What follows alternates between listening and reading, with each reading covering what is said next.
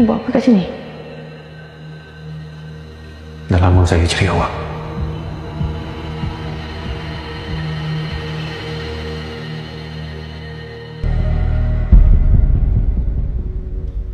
Awak nak apa dari saya? Apa niat awak? Kalau niat awak sama je macam lelaki lain. Saya datang bukan sebab nafsu.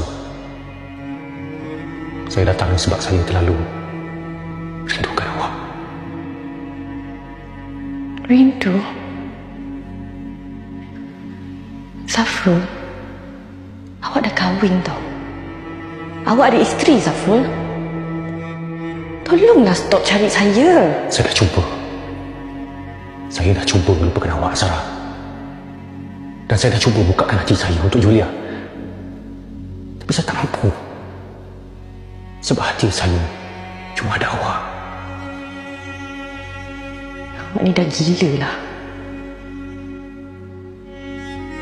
Awak tahu kan siapa saya, Safrul? Awak tahu kan apa yang saya dah buat, Safrul? Ya, saya tahu apa yang awak dah buat. Saya tahu semuanya pasal awak. Dan saya dah tahu yang awak pernah bersama dengan ramai lelaki, saya tahu.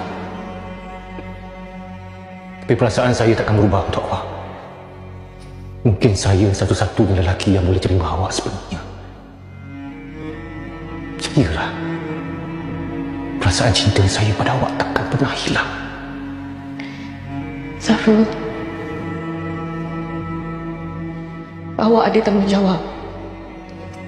Awak ada isteri. Saya sanggup ceraikan Julia sebab saya tahu saya tak pernah ada perasaan cinta pada dia. Sedar tak awak cakap apa ni? Ya, saya sedar apa yang saya cakap ni.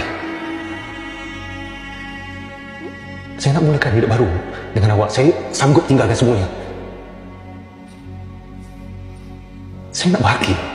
Dan kebahagiaan saya cuma ada dengan awak.